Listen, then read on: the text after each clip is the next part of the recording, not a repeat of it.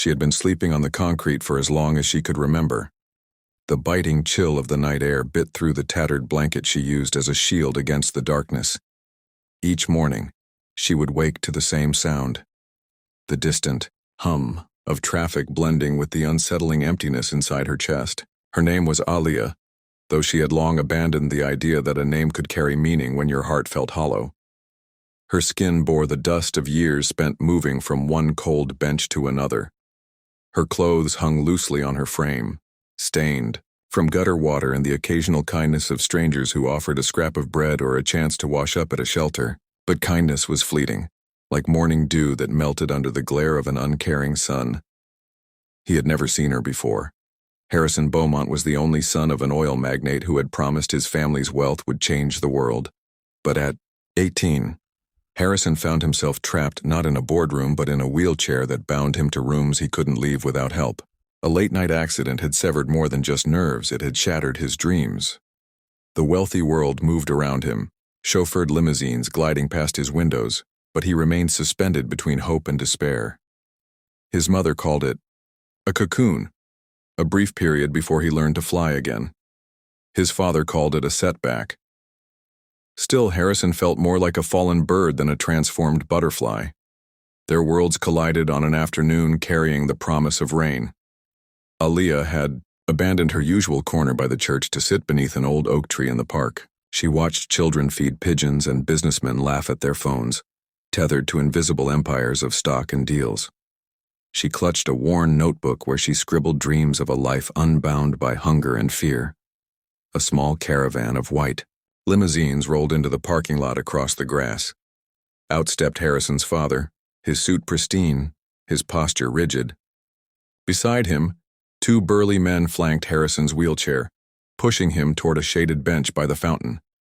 The water shimmered like liquid diamonds under gathering clouds. Aliyah felt a pull she could not name. She stood and approached, though she felt she ought to turn away. He watched her from beneath dark lashes that refused to look away. She offered a tentative smile, the kind that quivered on your lips because you've forgotten how to feel safe. Harrison's father didn't notice. He was engrossed in his phone, arranging deals from his son's slowed pace.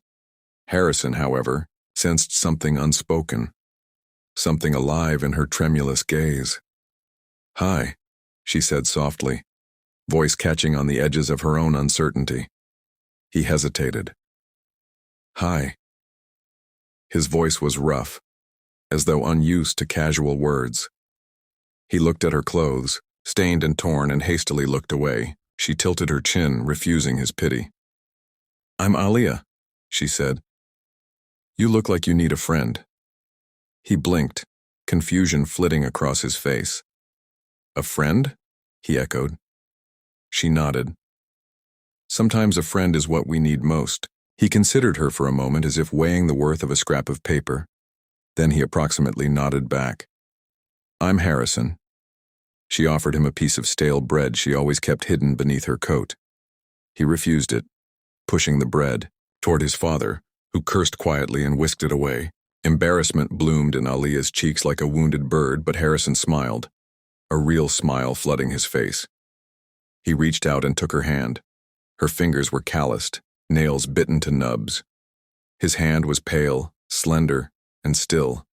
She sensed gentle sadness in his touch, a longing for something she could not articulate.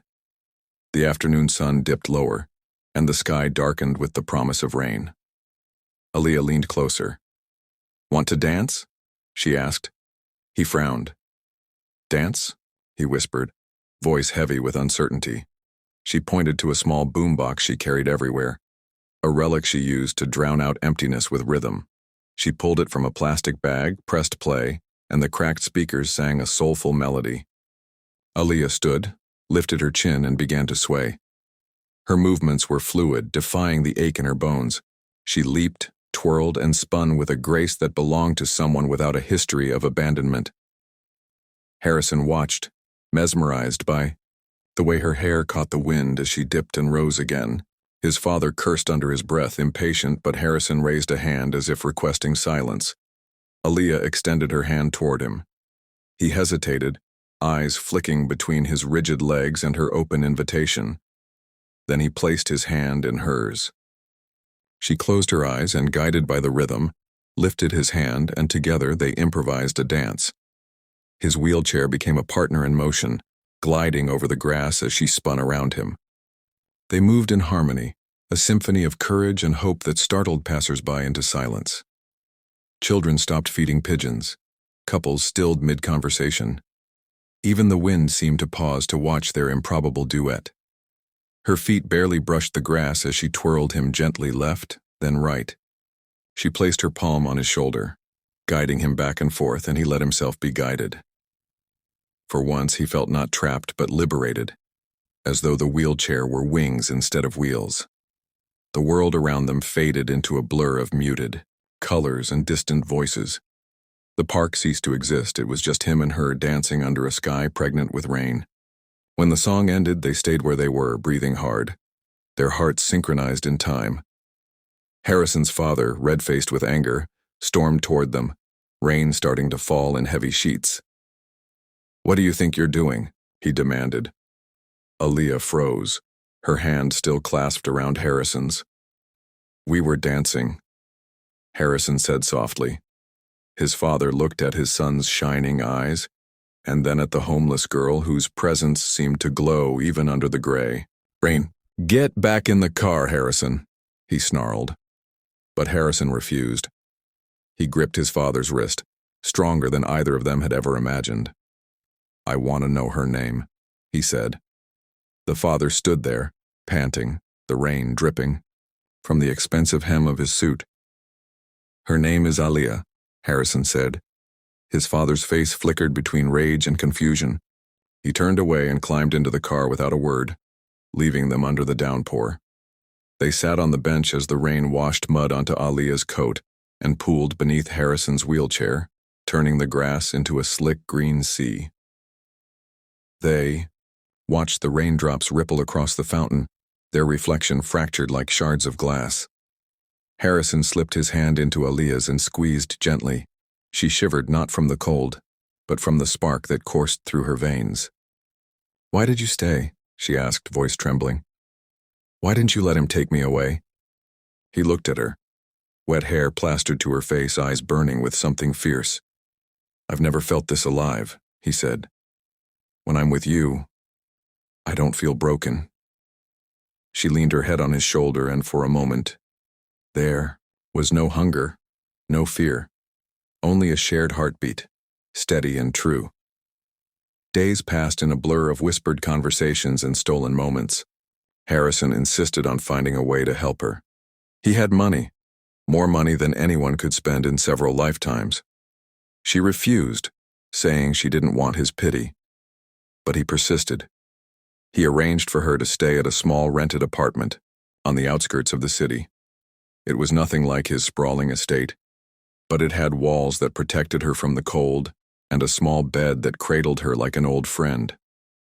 He filled the place with fresh clothes, warm blankets, and a bouquet of sunflowers he had picked on the drive over. She cried when she saw them, tears blending with her laughter until she felt dizzy with something she had forgotten: gratitude. He visited every day, bringing books and music and stories of a world she had only glimpsed through the haze of newspaper, scraps and whispered headlines. He told her about the stock market, about board meetings, about jets and hotels, none of which held sway over her. She taught him how to find beauty in broken things. She showed him how to dance in the rain, how to breathe when the world threatened to suffocate him. Each afternoon they met at the park, and she guided his wheelchair to the center of the grass. They danced until the sun sank below the skyline, until the city lights flickered on like 1,000 watchful eyes.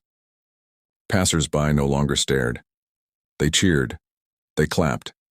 They joined in, turning the park into a festival of redemption. One evening, a reporter caught wind of the story. A video had gone viral of a homeless black girl dancing with a wheelchair-bound millionaire's son. The world watched as they moved together in perfect symmetry despite odds stacked against them.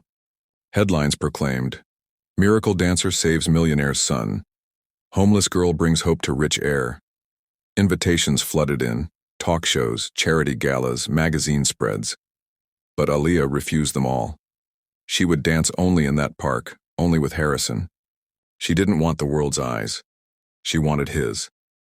His father, confronted by the media storm, tried to shield them. He offered Aaliyah money, fancy apartments, a place in his family's foundation. She said no. "I don't want your charity," she told him. "I want respect." He looked at her as though recognizing her for the first time. He offered her a way out, education, a job with the foundation, a future. She considered it. Harrison squeezed her hand. "If it's what you want, I'll support you," he said. "But only if it's what you want." She nodded, tears brimming. She knew what she wanted. She wanted a chance to earn her own place in the world, not as a story to be championed, but as a woman who had found her footing. She agreed to finish school, to take night classes, to work in the foundation as a coordinator for youth who, like her, had been left behind. The transformation was gradual. The rented apartment became her sanctuary. She traded the sidewalk for a classroom. She traded hunger for a part-time job at a community center. Harrison watched her grow with wonder. He saw her face light up when she read her first full novel. He saw her hands steady when she accepted her diploma on graduation. He marveled at how someone could rise from nothing with nothing but rhythm in her soul and courage in her heart. She marveled at how someone could teach her to believe in herself when she had believed in nothing but despair. One crisp autumn morning, she returned to the park alone. The bench where they first danced was still there, nudged slightly to the left by the gnarled roots of the oak. The fountain still sang its watery song. She sat and placed her hand on the wood, remembering the cold that had seeped into her bones the day they met. She closed her eyes and whispered, "Thank you." Somewhere above, a leaf drifted down and landed on her lap. She opened her eyes and smiled. The world was no longer a blur. It was a tapestry of possibilities. Harrison emerged from the path, pushing a new wheelchair, sleek, electric, capable of carrying him farther than the old one ever had. He smiled when he saw her. He knelt beside her bench and took her hand. "Ready?" he asked. She nodded, and together they slid onto the grassy field.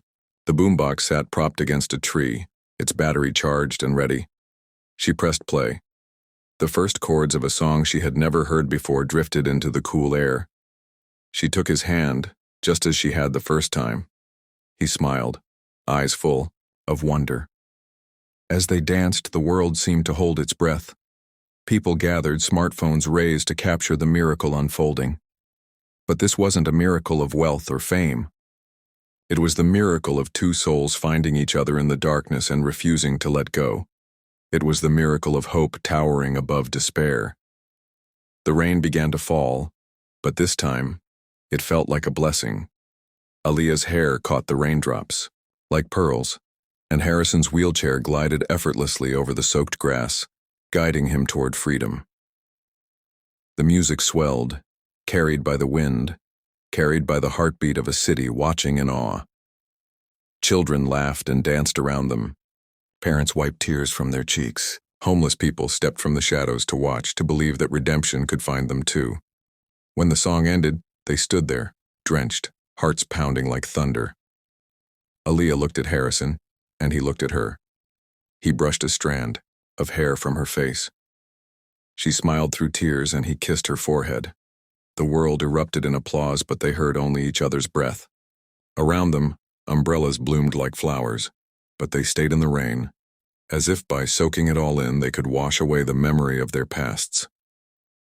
That night, Harrison's father found them at sunset, the park now empty except for two silhouettes dancing in the fading light.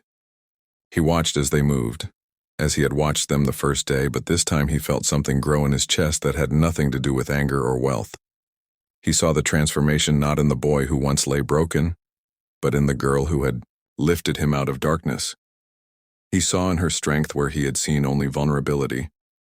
He realized that the greatest miracle was not the viral video or the headline stories. It was the human spirit's ability to mend itself when given a chance. The father approached and placed a gentle hand on Harrison's shoulder.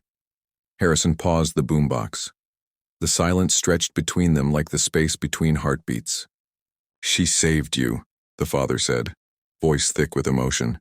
Harrison shook his head. "We saved each other." Aaliyah reached out, and Harrison held her close. The three of them stood in a triangle of acceptance, united by love that transcended every barrier. The night sky opened and the first stars emerged, gathered to witness a story rewritten by hope. In the weeks that followed, Aaliyah became a symbol. She toured schools, shared her story, and danced not only with Harrison, but with children who had never felt safe. She taught them that a single moment of bravery could spark a lifetime of change. Harrison launched a foundation in her honor, dedicated to helping homeless youth find their feet, offering scholarships and safe spaces, and the promise that no one was too lost to be found. Together, they traveled the world, dancing on stages, from New York to Paris to Tokyo. Harrison's wheelchair became a symbol of strength, his smile a testament to healing. Aaliyah's story adorned magazine covers, but she remained humble, reminding everyone she met that her dance began not with a stage or an audience, but with a single hope to be seen. Years later, in a grand ballroom filled with glittering lights and dignitaries, they accepted an award for humanitarian work. Harrison stood at the podium, his voice steady and clear. "She danced with me when I felt broken," he said. He turned and gestured toward Aaliyah. She stood, radiant in a simple black dress. The crowd held its breath. "She showed me that miracles don't come from money or fame," he continued. "They come from the courage to reach out when no one else is looking." The audience rose as one, applauding not the millionaire or the beautiful dancer, but the profound truth they represented, that love and hope can bridge any divide. As they left the stage, Harrison slipped his hand into Aaliyah's. She rested her head on his shoulder and whispered, "We did it." He smiled and kissed her hair. Outside, a cool breeze carried the scent of spring blossoms. Their story had begun on a rain-soaked afternoon in a quiet park and grown into something that changed countless lives. But for them, it remained simple. Two souls dancing in the rain, choosing to believe in each other. And in that belief, they found their greatest miracle.